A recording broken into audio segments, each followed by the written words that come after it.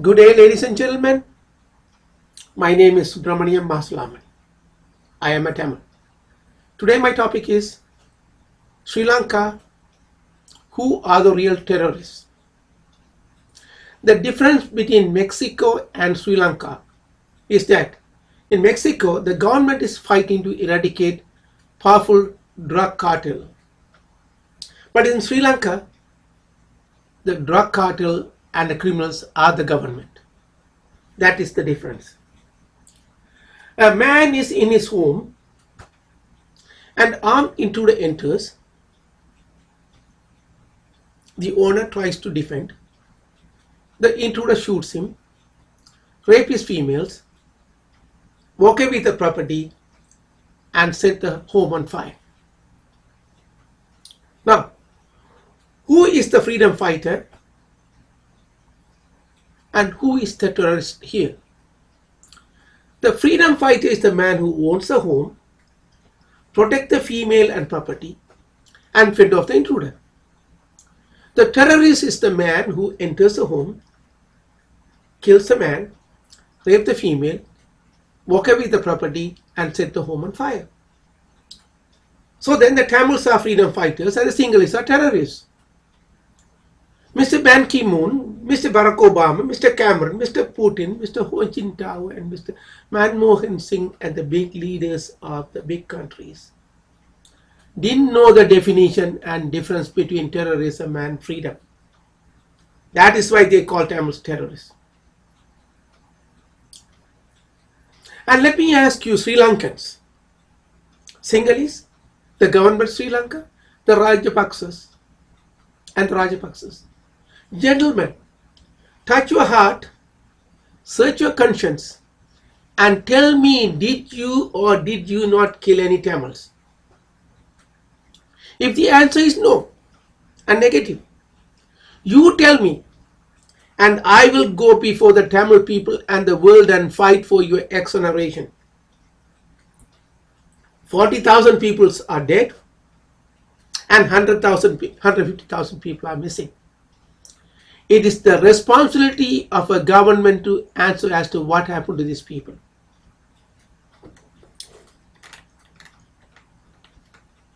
It is unimaginable and unconceivable how humans so wise can revert to their animalistic behavior and nature.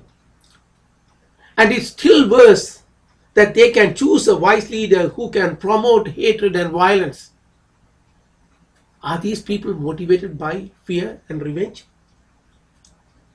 Enough of sick people, sickening people, talking sickening things that have no sense of sensitivity, but seemingly have nothing sensible to say, which makes the world sick and the stomach turning. It is sick to listen to the great liar Peer talking, like a man who has not known his pedigree of father and mother, and a child that was conceived in the back alleys of the bars and brothels. I hope he has some respect for his alma mater and the education he received. I read and hear about how Sri Lanka blames what USA did in Iraq and Afghanistan, Russia did in Chechnya, China did in northwest Xinjiang province, and NATO did in Libya and Afghanistan. So then what happened in Sri Lanka is no different. That's what you are trying to say, isn't it? Or is it that you want to justify your action because others did the same mistake and wrong things?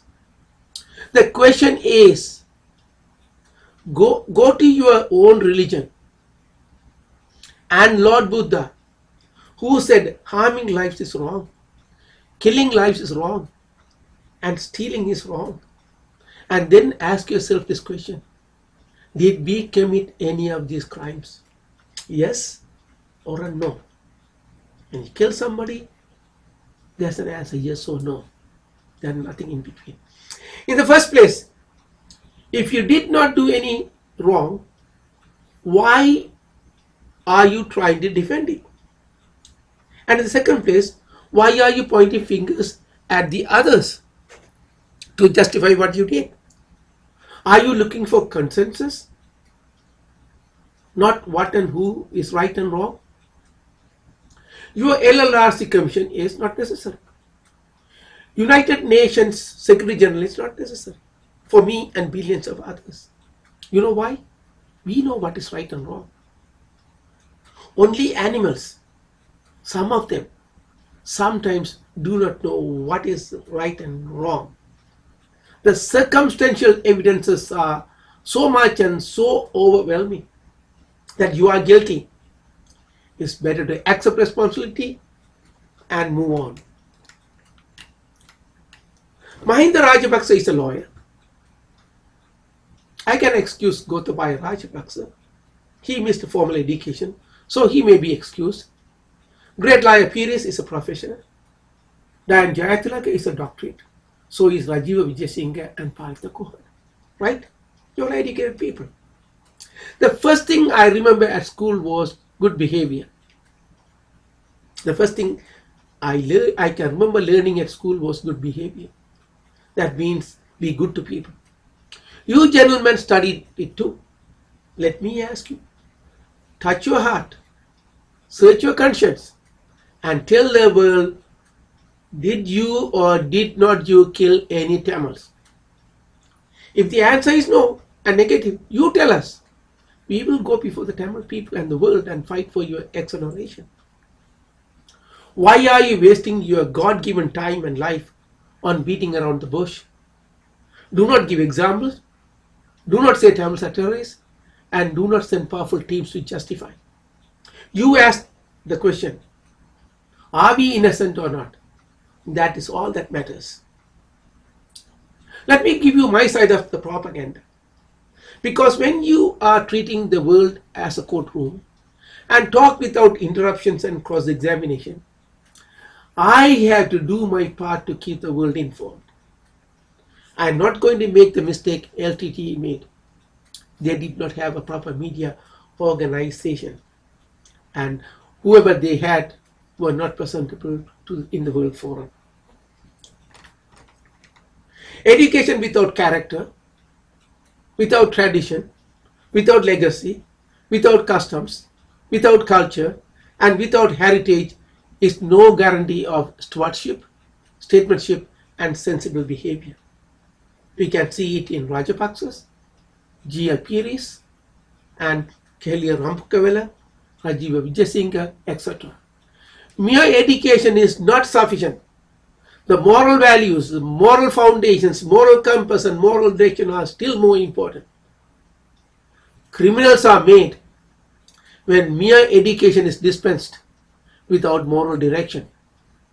Science without religion, life without God are mere existence, not life. Life is a serene state of hope, faith, love, honesty, trust, sincerity, compassion, understanding, responsibility, forgiveness, etc. There is no thought of harm anywhere in life, but when you kill 40,000 innocent lives, where do you fit in the moral scale of evolution and in the scheme of existence? A man who does not either believe in God or in moral laws is either a criminal or a lowlife. 60 years of state terrorism in Sri Lanka.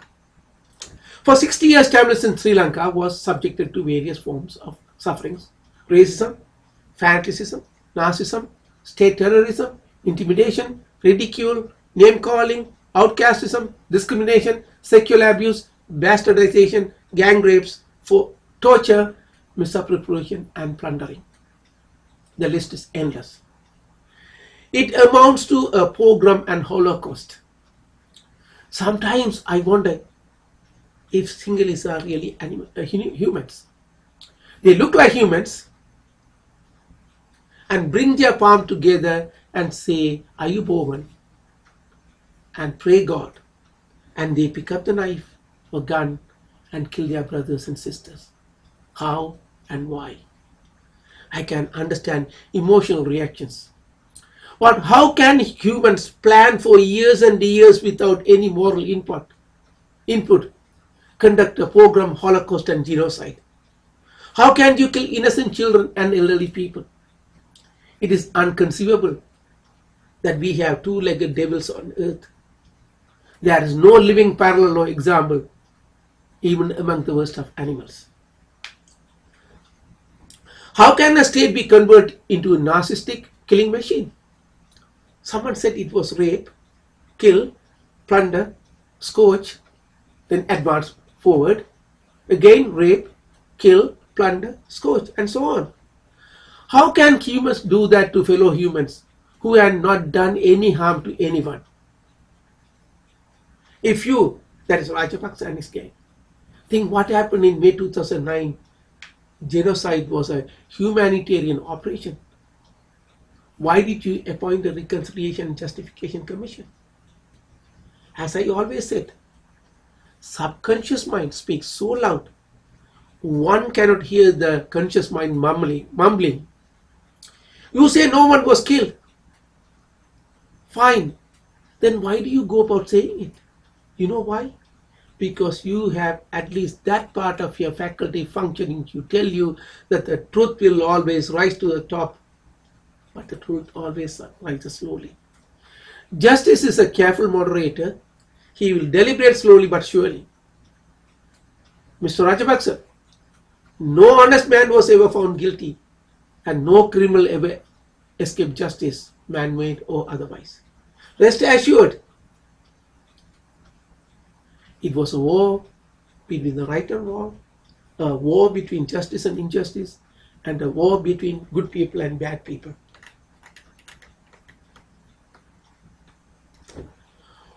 What we are telling you is, come to a tribunal, an international tribunal, where you will have a chance to cross-examine us, and we will have a chance to cross-examine you, and the real truth will come out. If you are so sure about your humanitarian operation, why don't you come and justify your stance and stand? Are you worried there may be miscarriage of justice? It's only a truth-finding mission, not a fault-finding mission. But I will tell you something. If we don't do it now, and the truth is found out, apologies requested, and forgiveness given, your future generation will pay for it dearly. Your future generation will pay for it very dearly. Which is better? It will happen. It's not my decree. It's a law of the universe that every action has an equal and opposite reaction. When you go out and say USA, UK, NATO did exactly what you did, you are basically saying that they are wrong and why they are not being investigated. When you say that, you imply that you did exactly what they did, and hence if they are guilty, you are guilty too. Right? That's what you are implying. An honest man needs no defense and deliberations. The judge knows who the culprit is, but it is the duty of the plaintiff to prove that the defendant did it. Ask yourself the acid question. What we did in Vani, was it right? And if it was a humanitarian operation, you don't have to justify it to anyone. Let your conscience be your own judge. Let's go back to 1990, about 20 years ago. Your President Mahinda Rajapaksa was arrested for alleged involvement in 2 murders. It was Ranil Wickremesinghe, then Prime Minister or President, who stopped him being arrested. It was a political move that backfired on Ranil Wickremesinghe and Prabhakaran too. Why don't we open up that investigation to see if you are a man of humanness and conscience? Politics is a dangerous game. If you want to play it to the max without any conscience, considerations or compassion, or stay out of it. If you do not have the absolute power over others, do not venture into it. Murder is no way to political power. What you must realize is that in 60 years you made a mockery of a nation that was in good shape. Why do you want to continue the same policy internationally? Whatever damage you had done internally, now you are doing it internationally. And the Tamils are surging beyond belief internationally. And they are going to make sure that the truth is brought to the front. What are you going to do about it? Nothing. In 60 years, your free education, all it produced was criminals, liars, and drug dealers. Look at your president. Look at the great liar Pires. And look at Mervyn Silva. So you get your acts together, accept responsibility, and mind your self-respect. And don't be ridiculous and be ridiculed. It is too obvious that you have done something wrong in your thinking and in your acting. It's not good for you, not good for your neighbors. So then, education is no sure guarantee of good behavior, but a good birth and upbringing combined with good education is a must for great citizens. Hitler, Stalin, Mao Zedong, and Mussolini were tyrants, not leaders.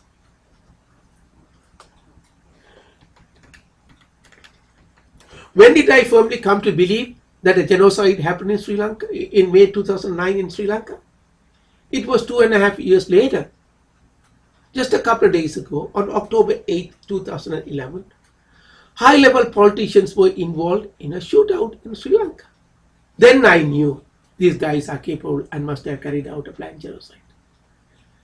When the supposed to be the law-abiding lawmakers are involved in gun battle with high-powered military-grade rifles, any crime is possible.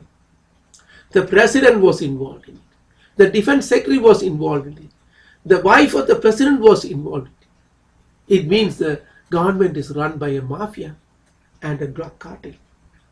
It's the law of the jungle and the might of the right, and the issues are settled summarily. The dilemma is who is going to do the job of chasing the criminals and who is going to bail the criminals. There is a little story about 4 people named everybody, somebody, anybody, and nobody. A story about everybody, somebody, nobody, and anybody. There was an important job to be done, and everybody was sure that somebody would do it. Anybody could have done it, but nobody did it. Somebody got angry about that because it was everybody's job. Everybody thought that anybody could do it, but nobody realized that everybody wouldn't do it. It ended up that everybody blamed somebody when nobody did what anybody could have done. Let me repeat. It ended up that everybody blamed somebody when nobody did what anybody could have done. But when someone tried to do it, everyone find fault with that someone. In the Sri Lankan tragedy, Obama thought Cameron will do it. Cameron thought Harper will do it. Harper thought Ho Jintao will do it. Ho Jintao was there. Manmohan Singh did it. But everybody thought Ban Ki-moon will do it. Nobody did it. But it is actually the jobs of the Tamils to do it. But then among Tamils, there are divisions. They blame each other. So went the story. You see, folks, it is none of anybody's business. It's our business and our business alone. So we Tamils have to do it. And it can be done. But if only someone can unite the community first. So the important task of freedom has to wait till the urgent task of uniting the community is done. Then who is going to do it? So goes our responsibility. That's the only way to do it. All Tamils must first unite. So I set out to whatever I can do. Can I do it alone? Maybe. Am I scared to do it? Not at all. I will stay within my charter of rights and freedoms and obey the criminal code. This is not about Tamil issue. It's about democracy under huge threat, and someone has to put down his feet and put on the gloves and take on the Nazis. Otherwise, drug dealers and criminals will take over the world. It was Sir Winston Churchill who defeated Nazism. It was Martin Luther King who defeated racial segregation. It was Nelson Mandela who defeated apartheid. It is we Tamils who are going to defeat state terrorism in Sri Lanka. It's our duty. It's the duty of every Tamil. Someone has to stand up like Henry Tudor, who stood like a steel rod in a concrete block. And it was Nelson who stood up to Napoleon. Someone has to stand up to this Asian tyrant and state terrorist. Everyone knows there is something wrong in Sri Lanka. Someone has to stand up and say something is wrong. But everybody is worried about political rightness and politeness. Where are the advocates of rights to life and human rights? Where are the rights of the ordinary person here? Revolution happened not because there is not enough food, but when the leaders do not stand up for what is right and what is good. Why Iraq is so important? Because of oil and the threat to Israel. Why is Libya important? Because there's oil and Gaddafi is a criminal. Why are Sri Lankan Tamils not important? Because we have no oil. We are a small minority, and besides all, we have nothing to offer in bargain. We are a small minority, and beside all, we have nothing to offer in bargain.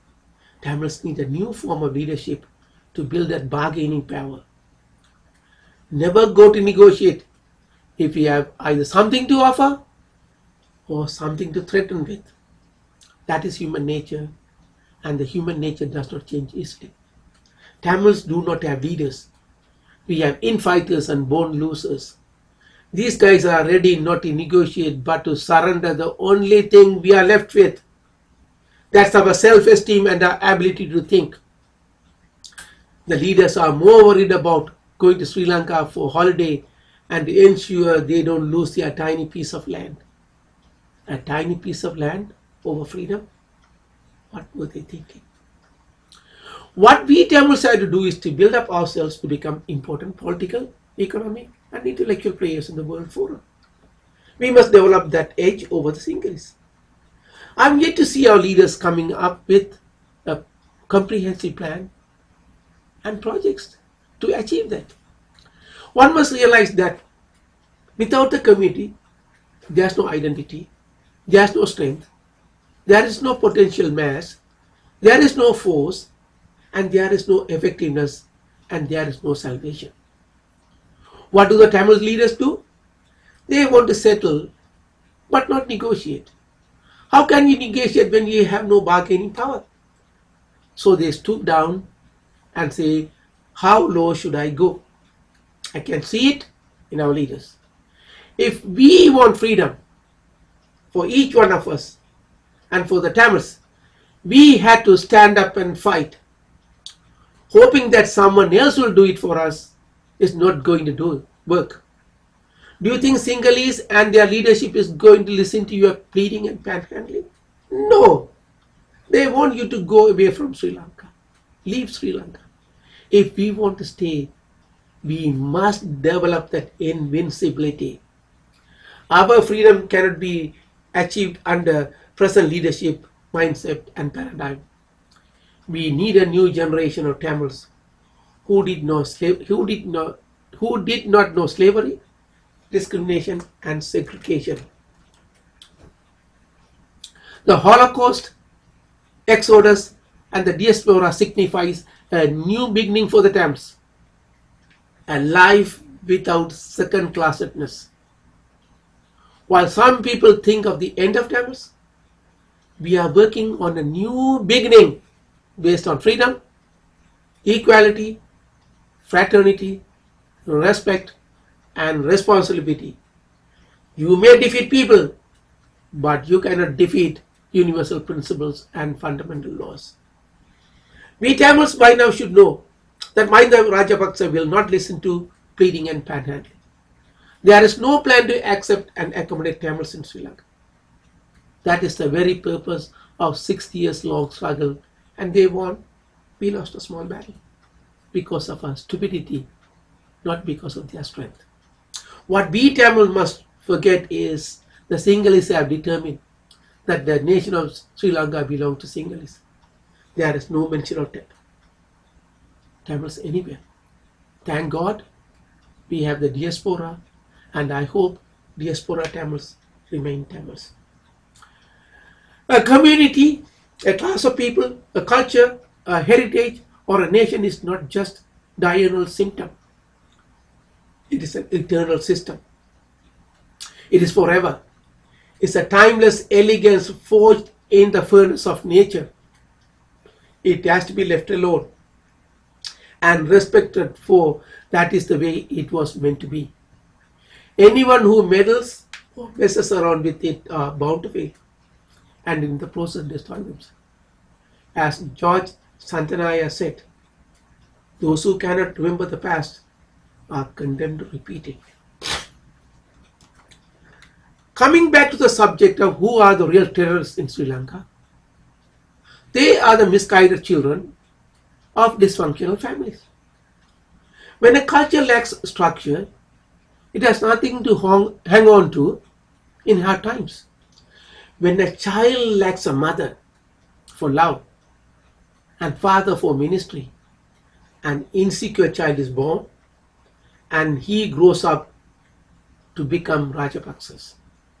The whole nation of Sri Lanka has become dislodged from the teachings of Buddhism, Hinduism. There are no reference materials available, so people return to nature, and the strong as well as the weak become senseless. The strong kills and the weak dies. Both are senseless. Terrorism is nothing but the breakdown of the molecular structure of the basic unit of family and society. Let me repeat that. Terrorism is nothing but the breakdown of the molecular structure or the basic unit of family and society. Life has become so unbearable, and hence it becomes suicidal. Before it becomes suicidal, it becomes homicidal in its desperate attempt to survive. When large-scale homicide happens between two identifiable groups, it's called genocide. Too much for this week, folks. As I always say, 70 million Tamils worldwide. Unite first. Stay together. Work hard. Never ever give up. The best is yet to come. My name is Subramanya Maslamani, a world-class Tamil powered by convictions, commitments, and conscience.